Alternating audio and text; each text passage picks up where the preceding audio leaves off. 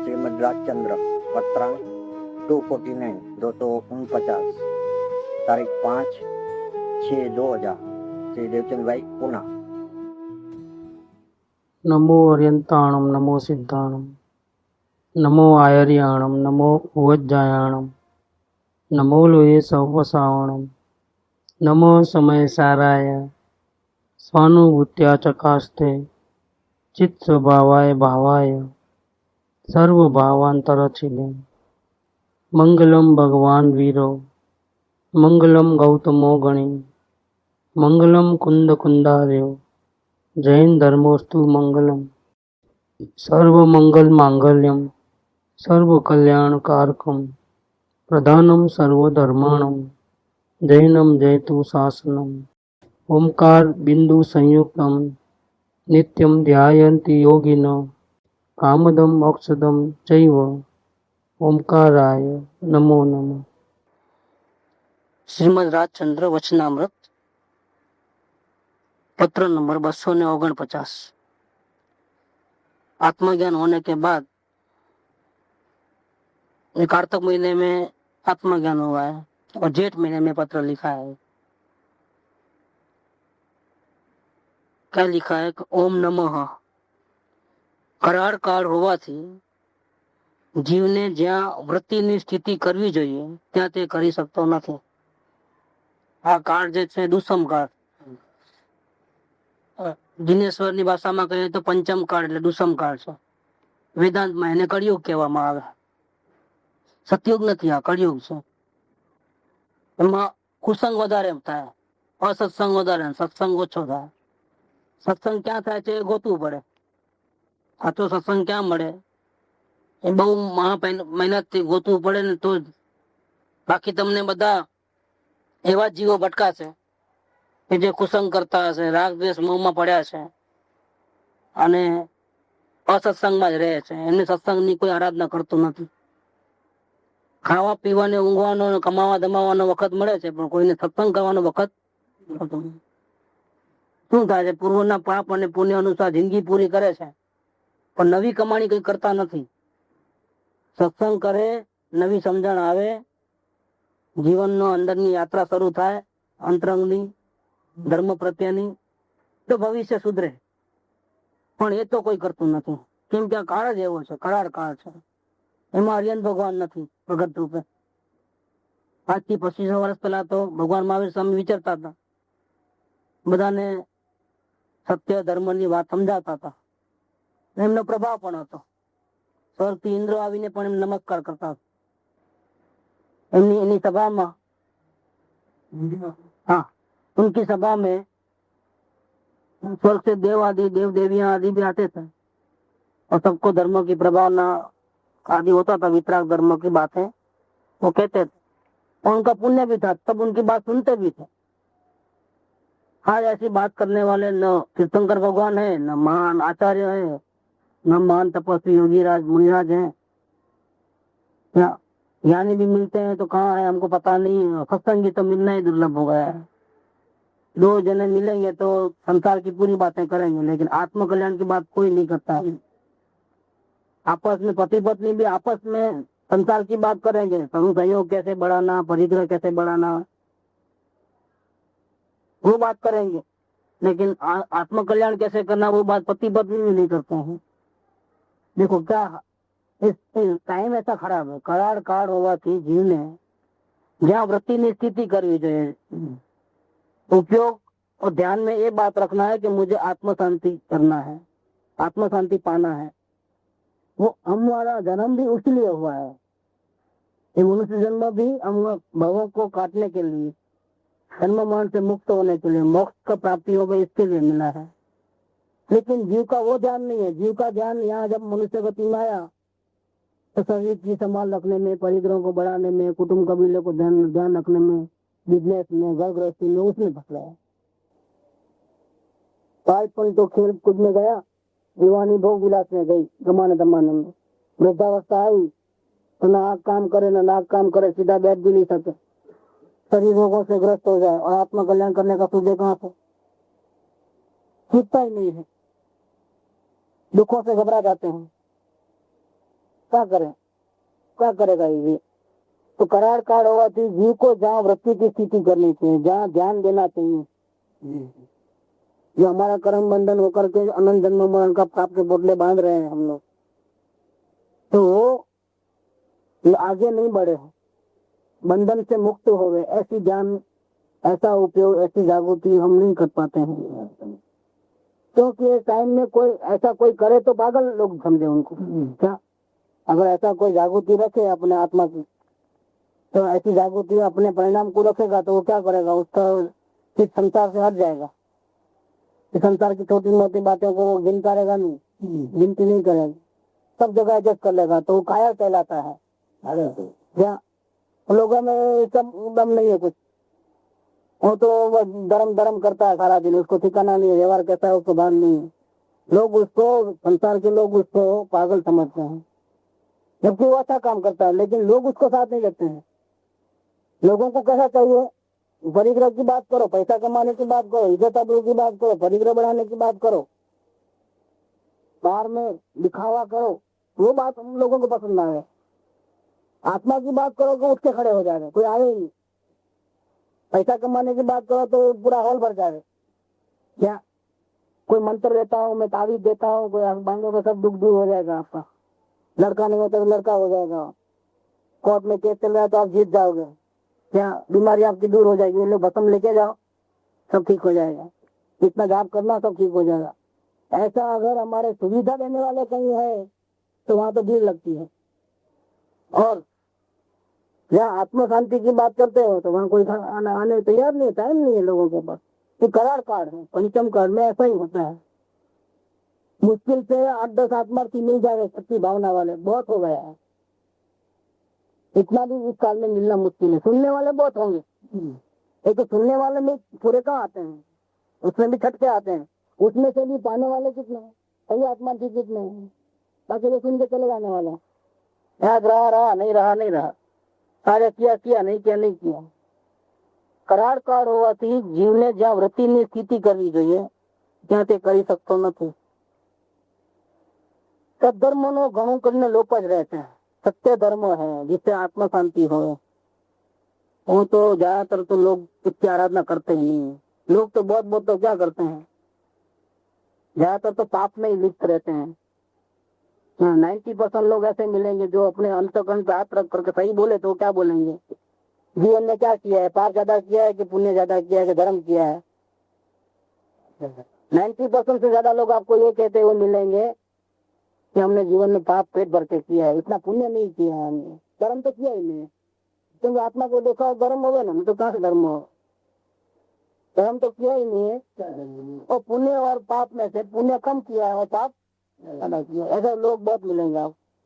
सद्धर्म का बहुत ज्यादा करके लोप ही रहता है, इसीलिए इस काल को दूसरा नाम दिया है कलयुग। वेदांत की भाषा में उसको कलयुग के 4 युग हैं, सतयुग में, त्रेता युग में, द्वापर युग में, और ये क्या है, कलयुग। और जैन भाषा में उसको पंचम काल कहते हैं, दुष्म काल, क्योंकि सत्संग मिलता नहीं है। सद्धर्म नो जोग सत्पुरुष बिना होए नहीं। सत्य धर्म की बात, आत्मा की शांति कैसे होती है, उसकी जानकारी, उसका ज्ञान, ज्ञानी नहीं है तो जानकारी कहाँ से देगा कोई।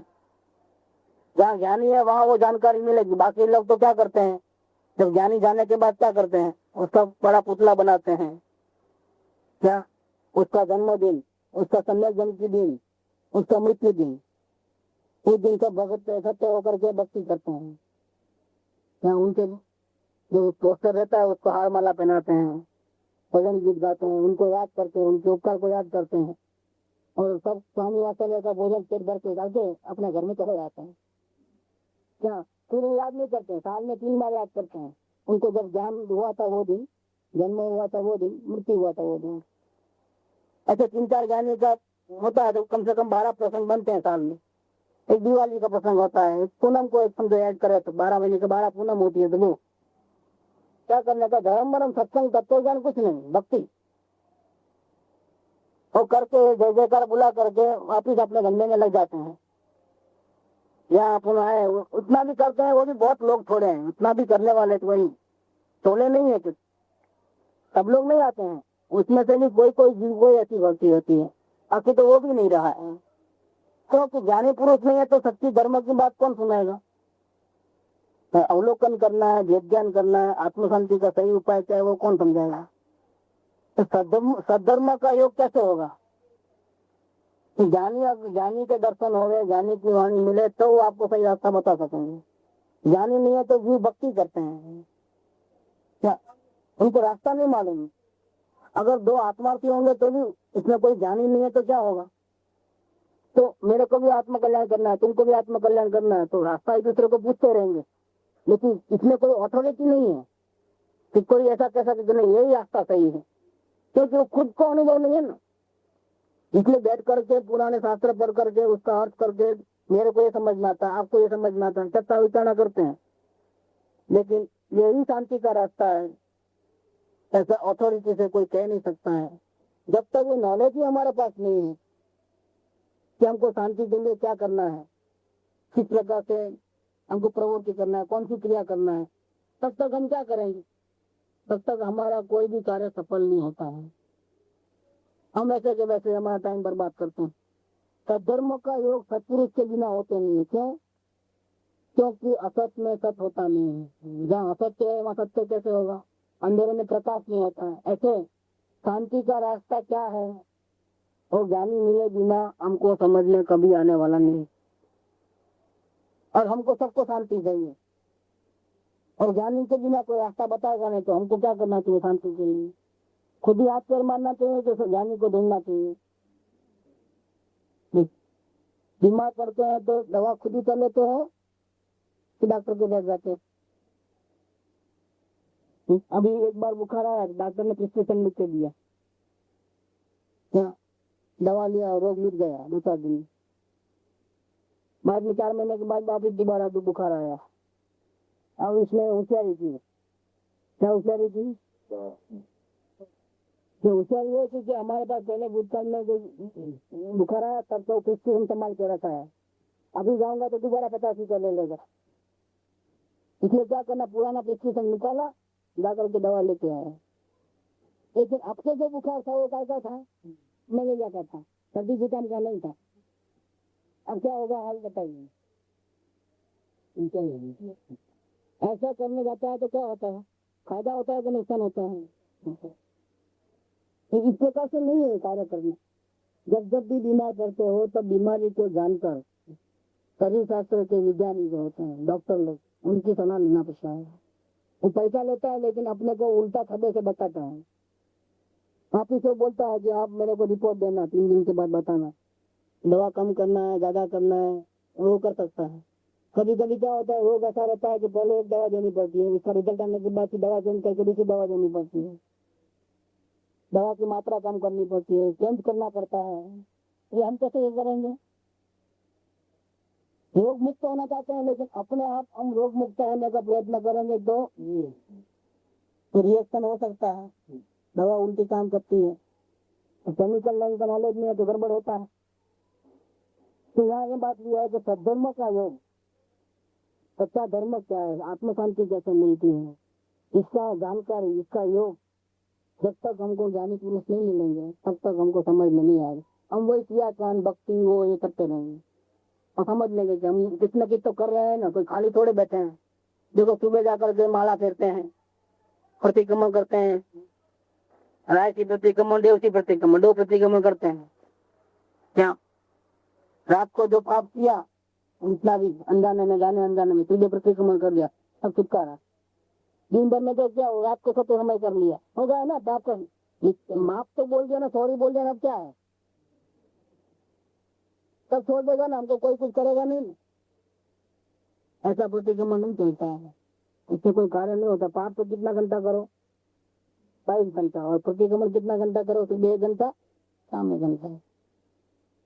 वहां तो अपनी हर एक कर्मी का हिसाब किताब है कर्म राजा के पास, कोई छोड़ने वाला नहीं, एक एक पाई का हिसाब है, सब भुगतना पड़ता है।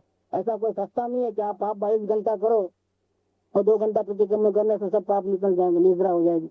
इतना कोई सस्ता धर्म नहीं है। लेकिन जाने नहीं मिलता तब तक हम उसको धर्म समझ करके वही कार्य करते हैं, क्योंकि दूसरा को आता नहीं है ना, क्या करें हम। ज्ञानी मिलने के बाद मालूम पड़ता है कि जो आप भक्ति करते हो वो भी ठीक नहीं करते हो। क्या वो तो 253 में लिखा है, देखना क्या लिखा है। लोग आजकल कृपा उदय के नाम पे भक्ति बहुत करते हैं, लेकिन कृपा उदय ने स्वयं क्या लिखा है, गुरु गम से, मतलब गुरु के सानिध्य में रह करके उनकी प्रत्यक्ष वाणी से जब तक हम भक्ति का परम स्वरूप नहीं समझ में आता है हमारे को, तब तक अगर हम भक्ति की प्रवृत्ति करते हैं तो उसमें अकाल और असुचि दोष लगता है। क्या कहा, भक्ति भी करना है तो सदगुरु से पूछ करके किस विधि से कैसे करना है वो करना पड़ता है, ऐसा करे तो नहीं होता है। ऐसा उल्टी आशा अपना हो जाती है।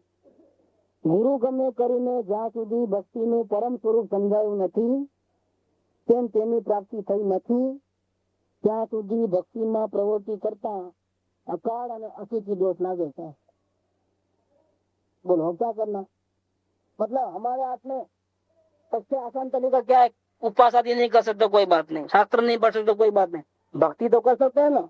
ये ज्ञान मार्ग है, ये क्रिया मार्ग है, उपवास आदि, थोड़ा तप जप आदि। और ये कौन सा मार्ग है, भक्ति मार्ग। और ज्ञान मार्ग में तो हमारा इतना ज्ञान नहीं है तो शास्त्र का अर्थ नहीं निकाल सकते, चौकड़ी मारो। क्या क्रिया मार्ग में हमारा शरीर कमजोर है तो हम उपवास आदि नहीं कर सकते उससे, लेकिन कम से कम झुक तो सकते हैं ना। लेकिन ऐसा अपनी मर्जी से झुकोगे तो क्या होगा, क्या होगा, मतलब हर बात धर्म के क्षेत्र में कोई भी कार्य करो तो प्रत्येक गुरु की आज्ञा लेकर के ही करना पड़ता है, बिना उसकी आज्ञा लेकर के कुछ भी करो तो नहीं चलता है। इसलिए कृपाल की सेवा में हमारा भाई थे, वो आत्मसिद्धि लिखी तब भानस पकड़ के खड़े रहते थे नडियाद में। क्या वो अम्बालाल भाई वकील थे वो, लेकिन जब से कृपाल मिले और उनको समझ में आ गया कि ज्ञानी पुरुष हैं, तब तक वो अपने वकीलात छोड़ दिए, उनकी सेवा में ही रहे। यहाँ तक कि रसोई बनाने वाला वो दूसरा सेवा नहीं रखा, कहीं भी जाते एकांत में तो क्या करते हैं, सुबह लेके आना चाहिए, एक रसोई वाले को मेरे साथ भेज देना, बाकी कोई नहीं आना, मेरे को एकांत चाहिए। अब क्या करते हैं, नो इतने बड़े वकील होकर के कृपा का सानिध्य मिले, उनकी सेवा चाकरी करे, इसमें क्या कर दिया उन्होंने, रसोई बनाना सीख लिया।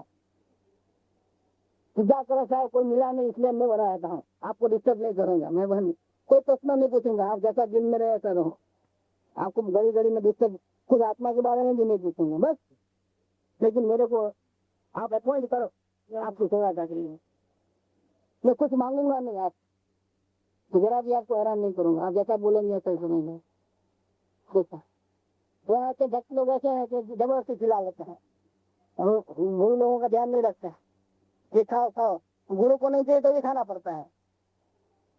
वहां तो ऐसा नहीं है, वो तो ऐसा बोलते थे कि सदगुरु की आज्ञा के बिना सिर्फ मेरी सांस चलेगी या ये आंख की पंपण है ना वो हिलेगी, जब तक मैं अपनी मर्जी से कुछ नहीं करूंगा, जैसा गुरु कहेंगे वैसा ही करूंगा। इतने समर्पण भाव में रहते हैं। भक्ति ऐसी चीज भी हमको गुरु का पूछ के करनी है, बिना पूछे। इतना इस मार्ग में गुरु का बहुत बड़ा महत्व है क्या, लेकिन न हम गुरु को किसी को पकड़े हैं सही, न हम सत्संग करते हैं, और हमारा जीवन कैसे जाता है, प्रपंच में जाता है पूरा, तेरी मेरी शरीर की, कुटुंब की, पैसा कमाने की, समाज की, और अभी कुछ बाकी रह गया तो मन में जैसा कल्पना होती है, घोड़े दौड़ते हैं, ये करूं वो करूं ऐसा करूं वैसा करूं, बस जिंदगी पूरी। तो सही रास्ता नहीं मालूम है, क्यों रास्ता नहीं मालूम है, तो सही रास्ता बताने वाला ही नहीं है हमारे पास, तो फिर हम कैसे जाना, हमको तो कुछ मालूम है नहीं, इसलिए हमारी जिंदगी में कोई ठिकाना नहीं है। ये हालत है।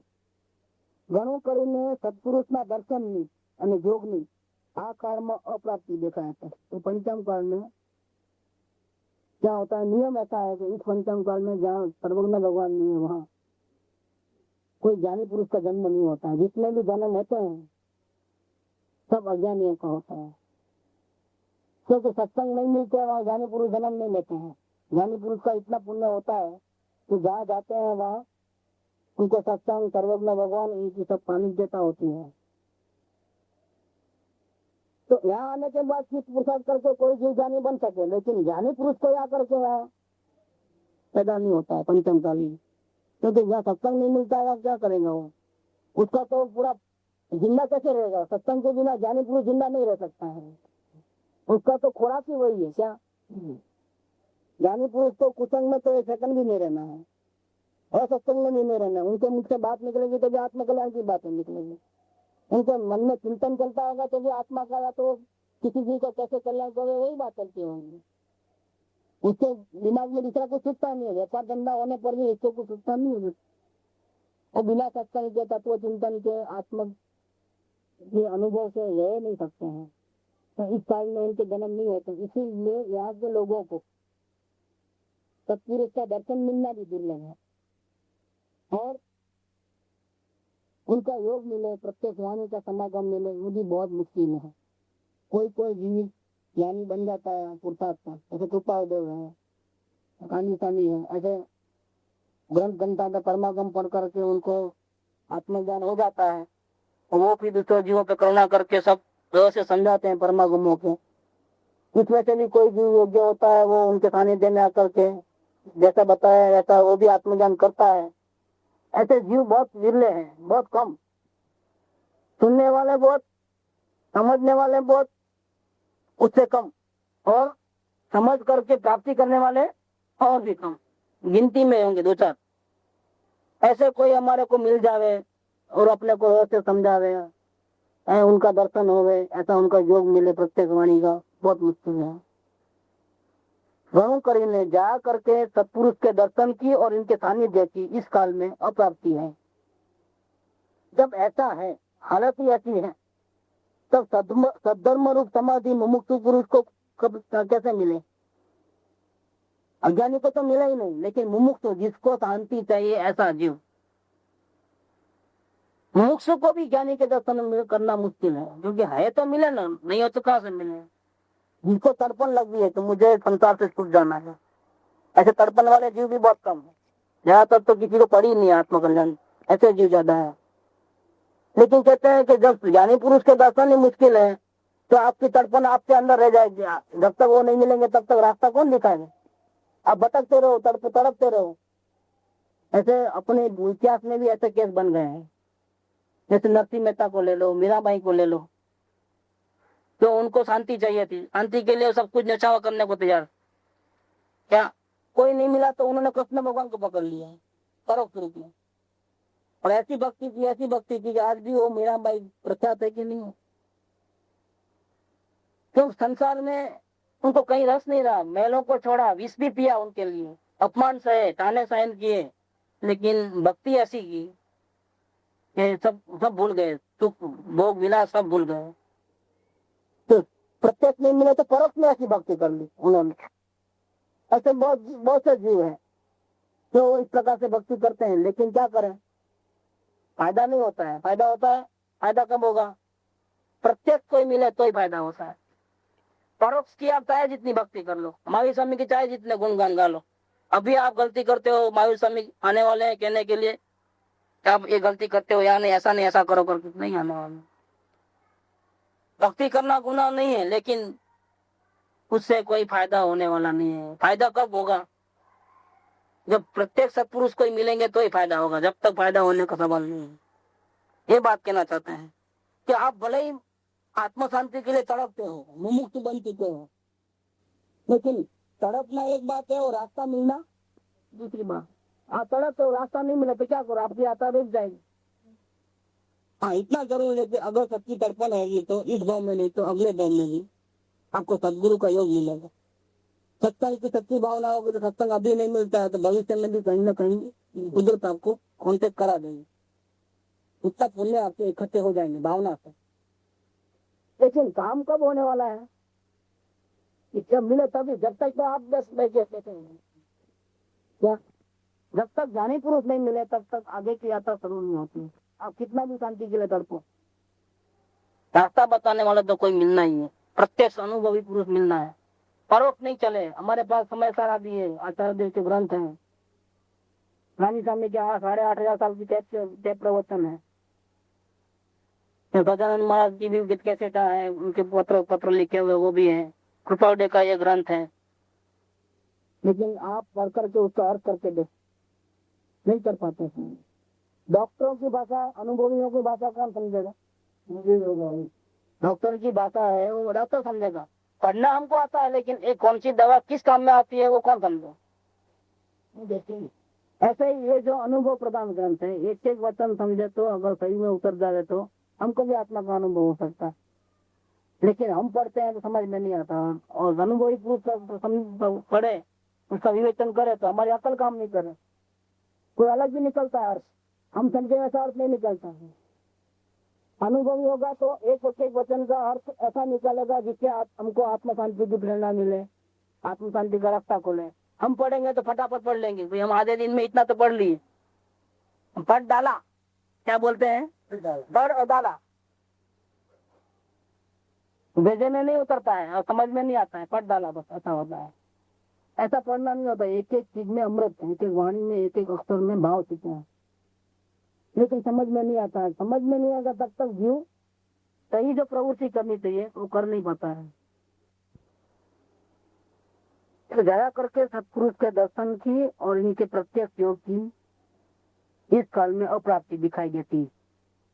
जब ऐसा है, स्थिति ऐसी है, काल ही ऐसा है, हालात ऐसे हैं, तब सद्धर्म रूप समाधि, सत्य बात सुनने को मिले और सुन करके हमको समाधि प्राप्त हो, आत्म समाधि, आत्म शांति मिले। आदि व्याधि उपाधि और समाधि, आदि व्याधि उपाधि तीनों दुखदायी है। एक मन का रोग, एक काया का रोग है, और एक बाहर के प्रपंच उपाधि का रोग, आदि व्याधि उपाधि। और समाधि माने क्या? आत्म शांति समाधि। तो समाधि मुमुक्षु पुरुष को भी नहीं मिलती है। जब तक ज्ञानी पुरुष मुमुक्षु पुरुष को नहीं मिलेंगे तब तक कार्य नहीं है। लेकिन दूध है लेकिन दही नहीं बनेगा। कब तक? जब तक इसमें मेरवन नहीं डालोगे तब तक। मेरवन तो चाहिए ही चाहिए। मेरवन में से दही बनता है कि दूध में से दही बनता है? मेरवन तो इतना सा होता है, दूध इतना होता है। क्या कि दही तो बनता है किसमें से? दूध में से ही बनता है। लेकिन ऐसे ही दूध रख के रख दो तो क्या होता है? दूध बिगड़ जाता है। तो मेरवन तो चाहिए ही चाहिए। दूध में दही बनने की योग्यता है, लेकिन दही बनेगा कब? इसको मेरवन चाहिए। मेरवन तो बिना नहीं बने। तो सदगुरु का रोल क्या है? मेरवन वाला रोल है। आपको शांति चाहिए लेकिन आपको सदगुरु नहीं मिले, कई रास्ता दिखाने वाले नहीं मिले, आप तड़पते रहो। ऐसी भावना करो कि कोई ज्ञानी पुरुष मिले तो अच्छा, ऐसी करो। लेकिन जब तक नहीं मिले तब तक आपका कार्य आगे बढ़े ही नहीं। ये बात कहना चाहते हैं यहाँ पर। जब सतपुरुष का दर्शन दुर्लभ हो गए तो फिर मुमुक्षु जीव किसके सहारे रहेंगे? उनको समाधि कैसे प्राप्त होगी? और ऐसा करते करते कुछ समय ज्यादा निकल गया, क्या जी तड़पता है शांति के लिए, और तड़पते तड़पते तड़पते तड़पते फिर उसको ज्यादा टाइम निकल जाता है तो क्या हो जाता है? वो हिम्मत हार जाता है, तड़पना बंद हो जाता है। क्या होता है? नुकसान क्या होता है? अभी तो छूटने की भावना हुई है। जब भावना हुई तो सदगुरु नहीं मिले, रास्ता बताने वाला। थोड़े दिन तक वो भावना टिकेगी, बाद में क्या होता है? वो भावना नहीं मिलता है तब क्या करेंगे? तो ध्यान दो, ऐसे हिम्मत हार करके वो भावना को भी छोड़ देता है। तो अभी पहले मुमुक्षु बनाता है, वापिस मुमुक्षु में से वापिस अज्ञानी बन जाता है, वापिस दूसरे जैसा हो जाता है। राजनीत जैसी कहानी नहीं। मतलब क्या? अगर सत्पुरुष मिले नहीं तो इसका प्रोग्रेस नहीं होता। इतना ही नहीं, अगर ज्यादा दिन तक नहीं मिलेगा तो क्या होगा? तो जो भावना जगी है ना आत्म शांति की, वो भी खत्म हो जाएगी, वो भी टिकने वाली नहीं है। मतलब मुमुक्षुता की भावना, शांति की जो कामना है, सच्ची भावना, वो भी सत्पुरुष मिलेगा तो ठीक पाएगा, वो तो टिकना मुश्किल है। ये बात कहना चाहता है कि सत्पुरुष के दर्शन ही नहीं मिलते समाधि कैसे होगी? मुमुक्षु को भी समाधि नहीं होती। और अमुक काल व्यतीत થયા છતાં જયારે એવી સમાધિ પ્રાપ્ત થતી નથી ત્યારે મુમુક્ષુતા પણ કેમ રહે? ખીચવાની ભાવના પણ नहीं रहे। एक दफे खींचने की भावना खत्म हुई तो आपको तीर्थंकर भी नहीं बता सकता। क्या? तो जब दूध नहीं बने, दूध ही नहीं हो, आप पानी हो गए। अब मेरे डाले तो भी कुछ नहीं होता है प्रमाण का, क्योंकि आप डरने वाले नहीं होते। कितना ही फायदा बता देगी, ऐसा फायदा हो जाएगा, आनंद भाव मिल जाएंगे, शांति मिलेगी, लेकिन वो जीव को कहाँ पहुंचा। ऐसा वो ऐसा फंसने वाला नहीं है जी। क्या जो होशियार है, वो बहुत होशियार है ये। बोलता है देखो मेरा संसार से छुड़ाना चाहता है, मैं इधर करूंगा ना उधर करूंगा, मेरे को नहीं ले जाऊंगा वहाँ, ठीक है क्या। तो खुद को शांति की भावना नहीं है तो ऐसा ही होता है। ये तो बात किसको लागू होती है, जानने की बात जिसको समझ में आती है। कौन इस आज्ञा पे चलता है, जिसको भूख लगी है वही खाना पसंद आता है, तो सूखा रोटला भी खा लेता है, भूख लगी है। और भूख नहीं है, पेट भरा हुआ है, तो मेवा पकवान दो तो भी मतलब नहीं है। तो तीर्थंकर सभा में भी अनंत बार जाके आया है, केवल अगर रही जो कोरो फिर पीछे भटको नहीं आता है बात कि समुद्र में भगवान के पास भी गया कई बार है जी, बुद्धा जी वाणी सुनी, उनकी पूजा की, भक्ति की, लेकिन जो उन्होंने कहा वो बात नहीं माने। आज भी ऐसा ही होता है। कृपालदेव को हम पूजा करते हैं, जय जयकार बोलते हैं, उनकी रोज सुबह उठ कर दर्शन करते हैं, उनका नाम स्मरण करते हैं, उनके कहे हुए जाप करते हैं क्या, और प्रसंग उनको याद करके उनकी और ज्यादा भक्ति करते हैं। लेकिन हराम बड़ा तो उन्होंने जो अवलोकन की बात की है वो हम करते हैं। तो मूल बात है तो करना नहीं, जो स्वरूप समझा बिना पानो जो आनंद। तो भक्ति की, लेकिन स्वरूप समझने की कभी कोशिश देखो, जो बात उन्होंने बताया हम मानते हैं उनको, है पूजा उनकी करते हैं, और उनके वचन के ऊपर भी कोई बोले तो भी अब हमको गलती बताओगे ना, तो देखो आप जो गलत करते हो, आपने गुरुबार्डो ने अवलोकन करने को कहा है, हम अवलोकन के जानते मानते नहीं क्या। हमको तो बस हम तो जाप करते हैं, परम गुरु सजात में सुनो, हमको कुछ दूसरी बात मत करे, हमको कुछ करना धरना नहीं, एक ही बात सजात में स्वरूप परम गुरु, हम इनको मानते हैं, लेकिन इनकी बात नहीं मानते हो, वो हम नहीं जानते। देखो कैसी बात है, आश्चर्य लगे ऐसी बात है। लोगों को शांति की भावना नहीं है तो अपना आग्रह जो है ना, क्रियाओं का आग्रह, जाप का आग्रह, हमसे समझने का आग्रह, हम तो समझते हैं बस हमने जो ठीक समझा है बस वही करेंगे। अभी मेरी लकड़ी की यहाँ से खिली खिसकने वाली नहीं, हम आजम मेरे माँ बाप, लेकिन मेरी खिली यहाँ से खिसकेगी नहीं क्या। सत्संग में आने के बाद भी जी 4 प्रकार के दोष करता है, 609 में बताया प्रभाव।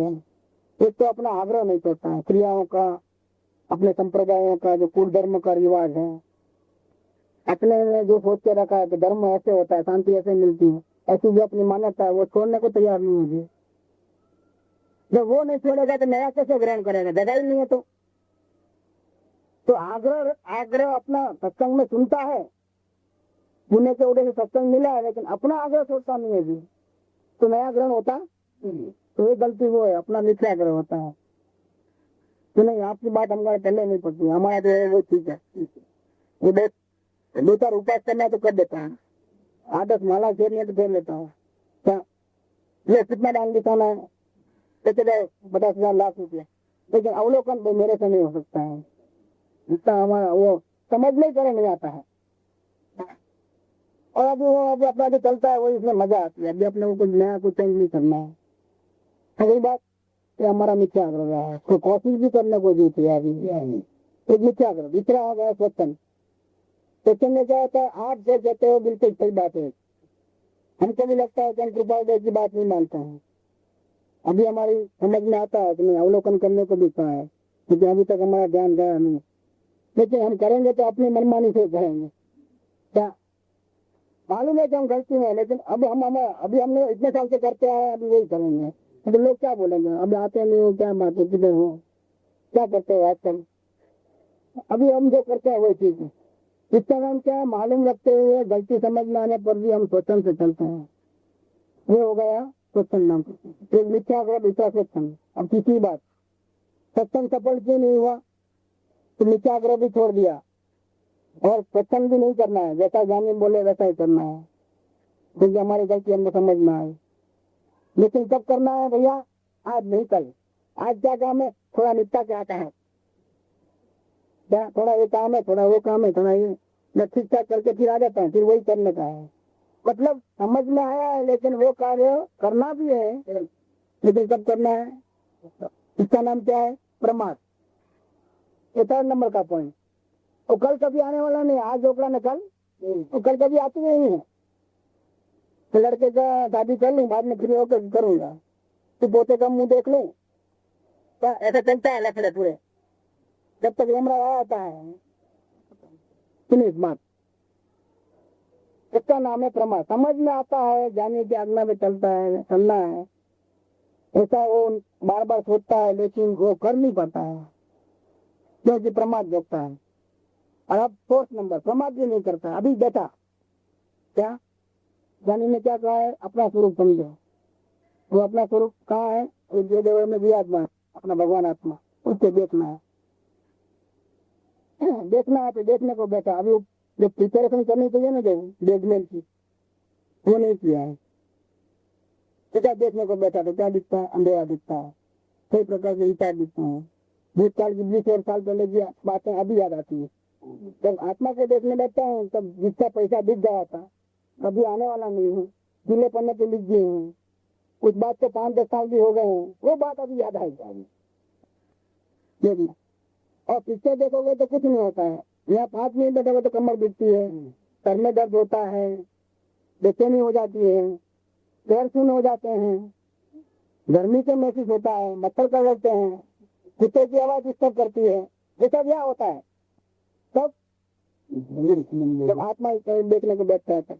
तब कोई ना कोई शरीर बीमार हो जाएगा, और कोई तकलीफ आ जाएगी, कोई ज्यादा ऐसा काम आ जाएगा, तो उस टाइम में सब हो जाएगा और वो सब ठीक ठाक करने जाएगा।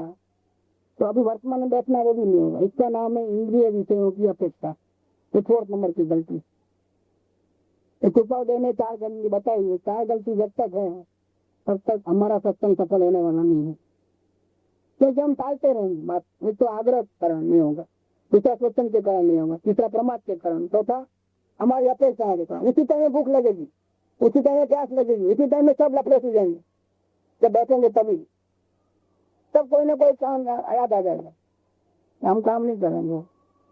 और 2 पॉइंट और मिसिंग है, इसमें दोष नहीं होना और 2 पॉइंट होना, और सत्संग के प्रति अपूर्व भक्ति होना। तो इसके बिना मेरा उद्धार नहीं, यही मेरे को तारने वाला, ऐसा होना। और दूसरी एक बात और होना, एक निष्ठा होना। लगन लगी तो लगी, अब पीछे मुड़ के देखना नहीं है। बस वही काम जब तक पूरा नहीं हो तब तक एक ही लगन में काम करना है। 4 दोष नहीं होना, 2 गुण होना, तो सत्संग सफल हो ही जाएगा। अगर ऐसा नहीं होगा, कहीं भी गलती होगी, सत्संग करोगे तभी बेकार रहेगा, मतलब नहीं है। तो यहाँ ये बात लिया है कि जहाँ सत्पुरुष के दर्शन ही दुर्लभ है, तो वहाँ समाधि कैसे होगी। और कुछ समय इसमें निकल गया भावना में, समाधि नहीं हो रही है। भावना कार्य रूप से बलवान नहीं होती है, इसकी सिद्धि नहीं होती है, दबते रह जाती है, तो भावना भी खत्म हो जाती है क्या। और जब भावना खत्म हुई तो खत्म ही पूरा मामला ही। देखो, केवल ज्ञान करना है तो मुनि बनना ही पड़ेगा, शिक्षा लेनी ही पड़ेगी, संयम धारण करना ही पड़ेगा, इसके बाद ही केवल ज्ञान होगा। जब तक पूर्ण वितरागता नहीं है। मुनि कब बनोगे, कि जब आपको आत्मज्ञान होगा, इसके बाद ही मुनि बन पाओगे, इसके पहले नहीं। तो कंडीशन है। आत्मज्ञान कब होगा, जब आत्मा का निश्चय होगा तभी बनेगा। आत्मा का निश्चय कैसे होगा, जब सत्पुरुष से आप उसकी विधि सुनोगे और प्रयोग करोगे तो ही आत्मा स्वरूप का निश्चय होगा, उसकी भी कंडीशन है। और सत्पुरुष कैसे मिलेंगे, क्या सत्संग की भावना रखोगे, सीखने की भावना रखोगे, तो ही आपको सत्पुरुष मिलेंगे। जिसको सत्पुरुष मिलते हैं मुफ्त में नहीं मिलते हैं, उन्होंने या तो इस गाँव में भावना की या भूतकाल में कहीं भावना की, तभी मिलते हैं। तो ये वाणी तो मुफ्त की नहीं है कि मिल जाए, इतनी फालतू वाणी नहीं है। ये आपने कुछ इसकी कीमत भूतकाल में चुकाई है, छुटने की कोई भावना की है, ज्ञानी मिले ऐसी भावना की है, सत्संग की भावना की है, ऐसा कुछ किया है तभी मिला है। तो उसके लिए वो कंडीशन है। सत्पुरुष उसको ही मिलते हैं जिसको आत्म भावना होती है, लेकिन आत्म भावना उसकी कोई कंडीशन नहीं है। वो जब चाहे तब जीव कर सकता है, और अगर वो नहीं है तो जीव आगे नहीं बढ़ सकता, क्योंकि इसके सबका मूल वो है। इसलिए पिछले ने चित्र दिया, आत्म भावना भावता केवल ज्ञान। हम कुछ नहीं कर सकते हैं, उपास नहीं कर सकते हैं, भक्ति नहीं कर सकते हैं, क्रिया नहीं कर सकते हैं, शास्त्र नहीं पढ़ सकते हैं, भावना कर सकते हैं कि नहीं कर सकते। जो बेसिक जो जरूरत है बेसमेंट में भावना, एकमात्र आत्म शांति की भावना, वही हमारे में नहीं है। इसलिए हम आगे नहीं बढ़ते हैं। तो अभी जो ये परिणाम को देखने की जो बात चल रही है, ये जागरूक रहने की, वो क्यों चल रही है कि परिणाम को देखोगे तो बाहर से आपकी नजर हटेगी। जैसे गाली देने वाला आया समझे, तो आपने उनको नहीं देखा लेकिन क्रोध को देखा, तो वहां से तो नजर हट गई कि नहीं हट गई अपने आप। तो दोनों को एक साथ कैसे देखोगे? तो आपकी नजर बाहर से हटी। और क्रोध को देखोगे तो क्रोध के ऊपर ज्ञान की रोशनी गिरती है, तो क्रोध अंधेरा भाग जाता है। क्रोध क्या है? अंधकार है, अज्ञान। अज्ञान के कारण उत्पन्न हुआ और आप जानने वाले हो, वो ज्ञान की रोशनी इसलिए गिरते ही वो क्रोध गायब हो जाता है। और अगर टिकता है तो आत्मा उसको धिकारती है अपने आप अंदर से। आत्मा उसको रखती नहीं है। जैसे शरीर में सूजन हुआ है तो शरीर तो अच्छा हो जाता है, लेकिन कोई रखता है सूजन को? अब तो फोटो अच्छा आता है, खड्डे बड्डे भी सब निकल गए, तो सूजन आ गई, हाथ पैर भी अच्छे रह गए, मस्त, जरा मोटा हो गया, दुबला था पहले मोटा हो गया, लेकिन वो सूजन कोई रखता है क्या? वो रोग है। इसी प्रकार आत्मा पवित्र है, तो पवित्र आत्मा अगर क्रोध को देखेगा तो उसको एंट्री मिलेगी अंदर में, अपने आप निषेध करेगा। वो निषेध करने की प्लानिंग करने की जरूरत नहीं है, हट जाओ, क्रोध को हटा, लकड़ी लेके हटाना नहीं है, लेकिन आत्मा स्वयं उसको एंट्री नहीं देगी, अपने आप वो भाग जाएगा। जब एंट्री नहीं मिलेगी तो क्या होगा? मेहमान आए और हम बुलाए नहीं, पानी का गिलास भी नहीं दे, उससे बातचीत नहीं करे, उसके सामने मुंह फेर के बैठ गए तो क्या होगा? तो क्या होगा? यहाँ आपने कुछ नहीं है। ऐसे जितने भी भाव है देखो, लेकिन इनको कोई आकर मत दो, इससे टीका टिप्पणी मत करो, इसको हटाने की कोशिश मत करो, इसको रखने की कोशिश मत करो, देखते जाओ तो क्या होगा? तुम आएगा चले जाओगे, अपनी फिर आ गई। ऐसा अपने आप ज्ञान की रोशनी गिरते ही अंधेरा ठहरता ही नहीं है, अज्ञान ठहरता नहीं है, ये कार्य ऑटोमेटिक होने वाला है। तो ये कार्य पद्धति है, ये कार्य पद्धति नहीं करते हैं तो फिर राग देश मोह माया में फंस करके हम अपने आप को दुखी करते हैं। तो यहाँ ये बात हुआ है कि अगर जीव प्रैक्टिस नहीं करेगा, उसकी भावना जो है छूटने की, वो भी आगे जाकर के खत्म हो जाएगी। भावना खत्म हुई तो फिर कोई इलाज नहीं है। अब आगे करते हैं। ज्यादा करके जीव जिस परिचय में रहता है, जिस हालात में संयोग में रहता है, उस परिचय रूपी अपने को मानता है, जिसका प्रकट अनुभव भी होता है। तो अनार्य कुल में परिचय करता है जो आदमी, जिससे झोपड़पट्टी में रहता है, वो लोगों के, तो वो लोगों की भाषा बोलता है। इस प्रकार से उनकी बोली में विवेक नहीं रहता है, विनय नहीं रहता है, गाली लेकर के बुलाते हैं, वैसे ही उनकी भी भाषा हो जाती है। तो संस्कारी जीवों के साथ में रहता है, आर्य कुल में रहता है, तो उसकी भाषा, उसका व्यवहार, उसका पहन सहन सब कैसा होता है? जैसा संग करोगे वैसा रंग चलता है, सोबत तेरी। अब हमारा संग कैसा है? दिन भर में हमारा संग क्या है बताइए? हमको कैसे लोग मिले हैं जो स्वयं राग देश मोह में फंसे हैं? हमको दिन भर उनके साथ ही उठना बैठना वो होता है। जिसको आत्मकल्याण की भावना है, ऐसे लोगों के साथ हमारा उठना बैठना नहीं हो रहा। सत्संग तो करते ही नहीं, और नहीं मिलता है तो दुख भी नहीं होता है। क्या करें? ऐसा माना दे तो क्या करें? हमारा पाप का उदय है, पुण्य का उदय नहीं मिलता है, हम क्या करें? हम लाता रहे। अब नहीं मिलता है तो क्या मरे? उसके लिए फांसी भी लग जाते अपने आप। क्या करें? तो क्या करता है? अपने आप को पराधीन समझ लेता है। बीमारी होती है तो उस गांव में डॉक्टर नहीं है तो खर्चा करके भी बम्बई में, न्यूयॉर्क तक, फॉरेन तक पहुंच जाता है, क्योंकि जीवन का सवाल है, जीवन में का सवाल है।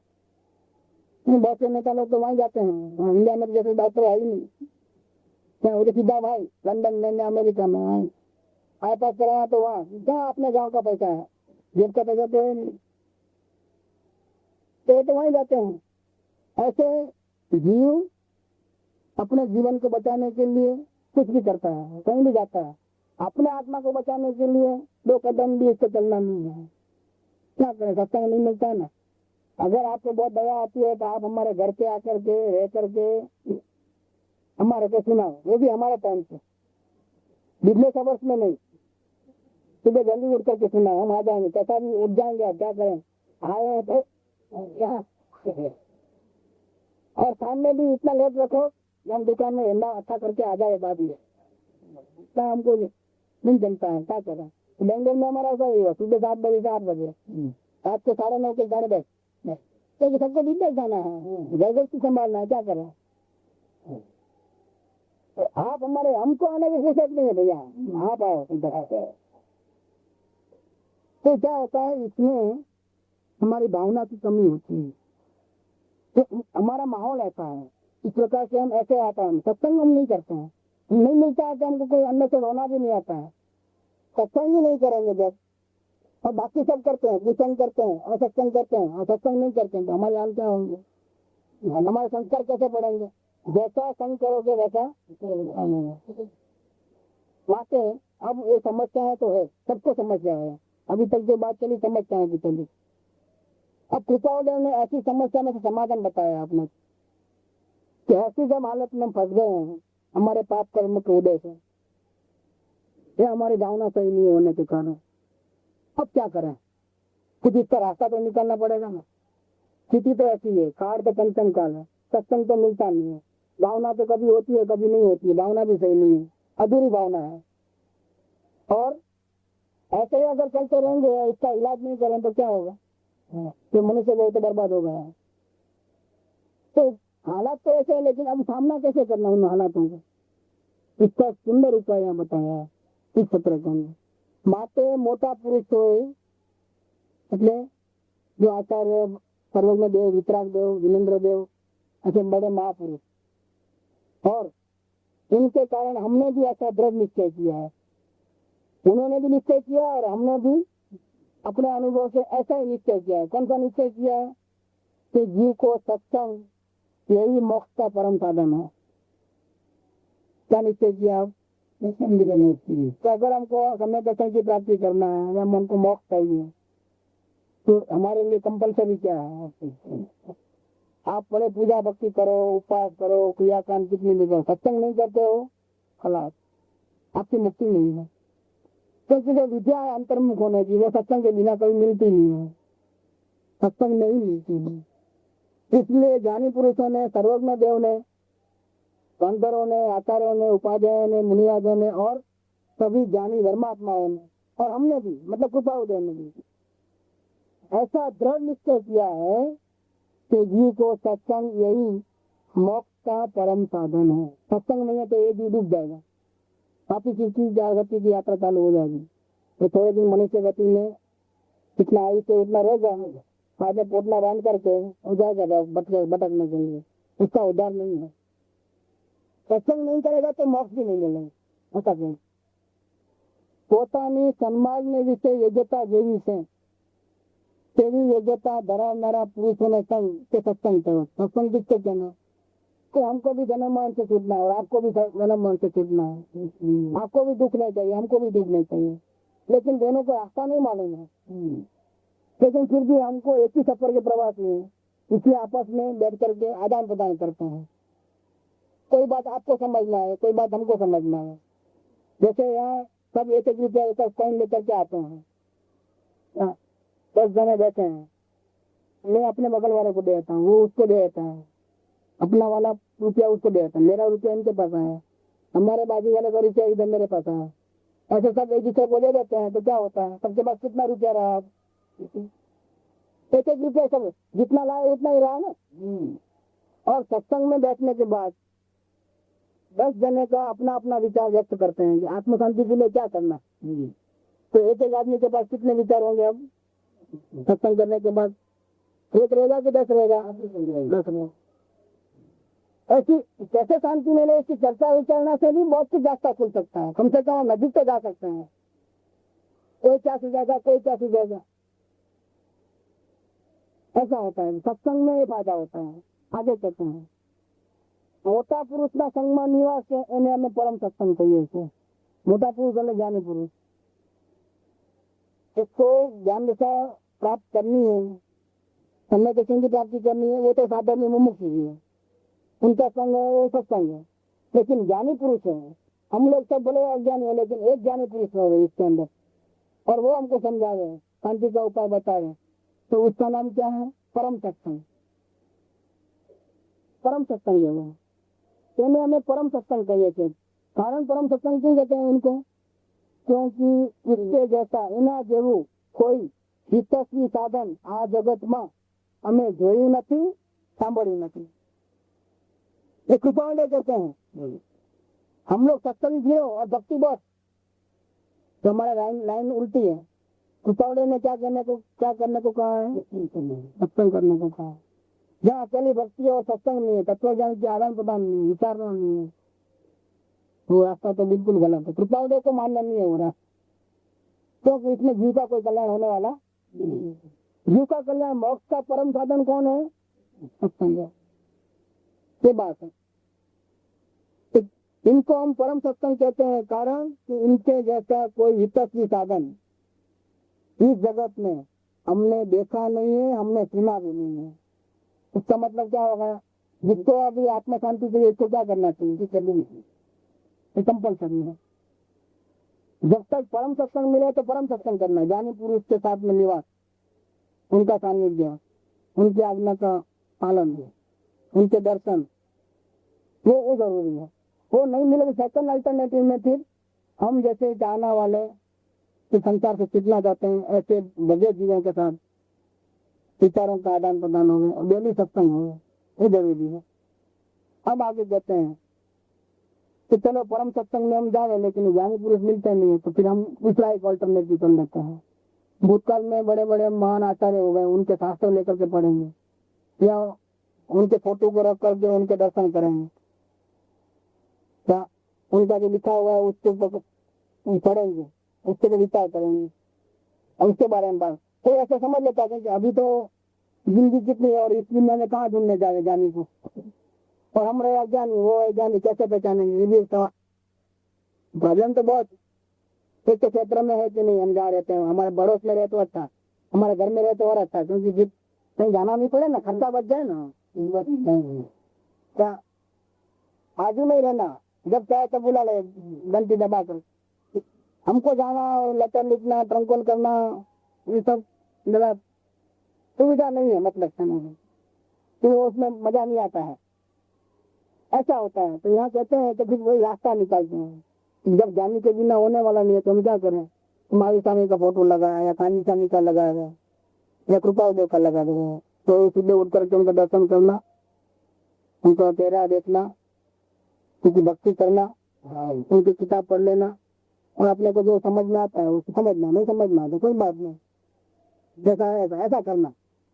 क्या एक अल्टरनेटिव ले लिया है, और जीने स्वयं सोता है।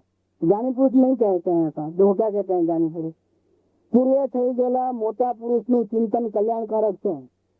उनका फोटो लेकर के दर्शन करना, उनकी बात जो कहे उनकी चिंतन करना, विचारना, उससे कल्याण होता है।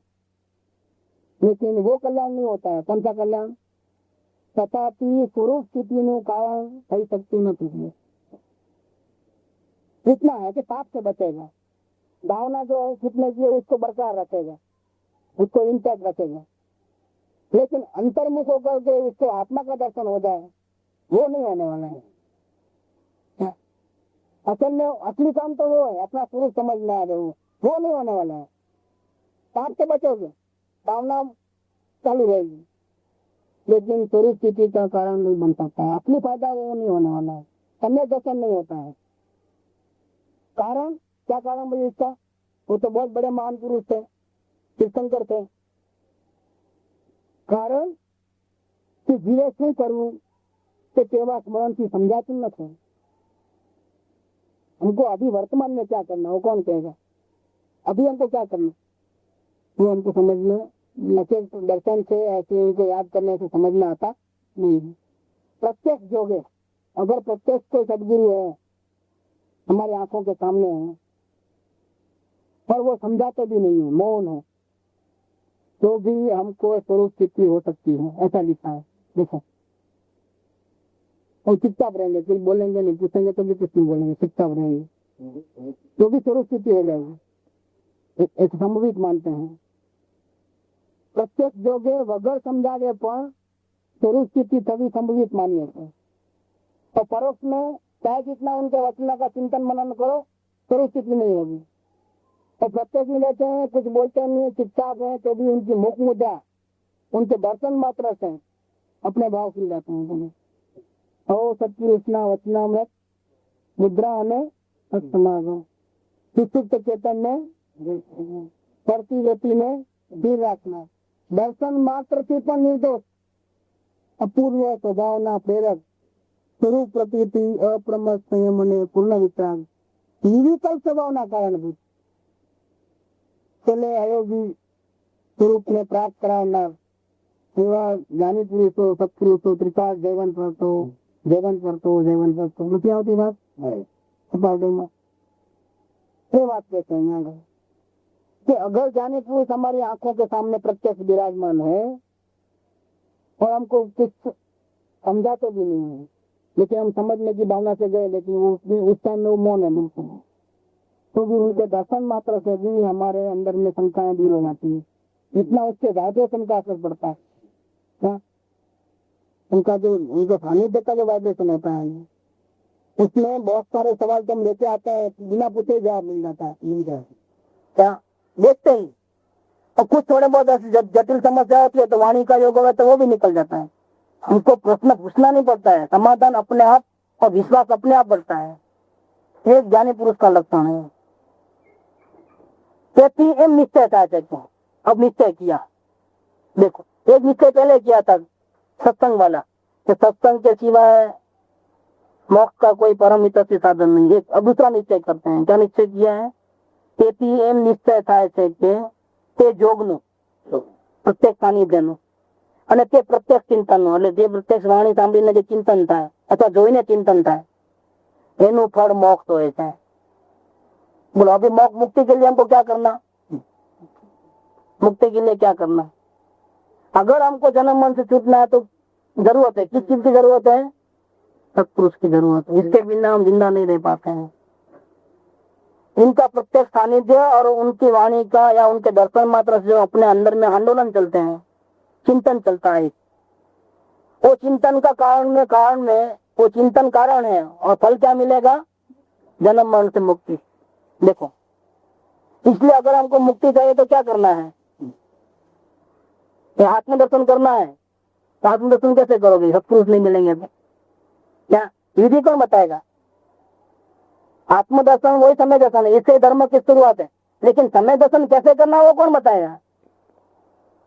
नहीं, इसीलिए वो क्या बताया उन्होंने? सत्पुरुष के बिना वो कार्य होने वाला नहीं। कारण इसका भी कारण दिया, क्यों ऐसा? उनके सानिध्य का इतना बड़ा फल, सत्पुरुष के दर्शन का और सानिध्य का इतना बड़ा फल, ये तो हमको लगता है कि बहुत आप ज्यादा बोल लेते हो, सत्पुरुष की भक्ति बहुत ज्यादा करते हो, जरूरत से ज्यादा करते हो, ऐसा लगता है हमारे में। इतना चढ़ा दिया सब चक्रे पे तो सत्पुरुष की इतनी वैल्यू तो नहीं समझा तो भी हमको मुक्ति हो जाए, उसके दर्शन मात्र से चिंतन चाहिए। कुछ ज्यादा तो नहीं बोल देते हो ना, जिसका कारण बताया कि क्यों ऐसा? क्योंकि मूर्तिमान मोक्ष से सत्पुरुष थे। क्या बताया? सत्पुरुष है वो मोक्ष की मूर्ति है। अगर हमको कोई सत्पुरुष मिले, उनकी वाणी सुने, उनके विचारों हमको समझ में आवे, तो हमको मोक्ष चाहिए ऐसी भावना नहीं रहेगी। क्यों? तो हमको समझ में आ ही गया है कि मोक्ष कैसे होता है, दुख कैसे होता है समझ में आ गया, तो सुख कैसे होता है वो भी समझ में आ गया है। तो आपको क्या करेंगे? दुख कैसे होता है बता देंगे, इसका ठीक अपोजिट करो तो सुख कैसे होता है वो समझ में आ गया, तो क्या हो गया? मुक्ति का पूरा रास्ता ही मिल गया, समझ में पूरा आ गया। अब चाहने की कोई इच्छा नहीं रही, मुक्ति चाहिए ऐसा नहीं, क्योंकि समझ में आ गया अब तो चलो, तो मुक्ति मिलने ही वाली है, तो मुझे मोक्ष मिलेगा कि नहीं मिलेगा वो टेंशन नहीं रहता है सत्पुरुष मिलने के बाद, क्योंकि रास्ता बिल्कुल क्लियर हो गया है। हमको लगता था कि हम पामर, अज्ञानी, पापी, क्रोधी, मानी, हमको कैसे मुक्ति मिलेगी, लेकिन वो मिलने के बाद और उनकी वाणी सुनने के बाद तो ऐसा लगता है कि ये कोई बड़ी बात नहीं है, हम भी आत्मा का दर्शन कर सकते हैं। हम प्रयास सुख धाम अन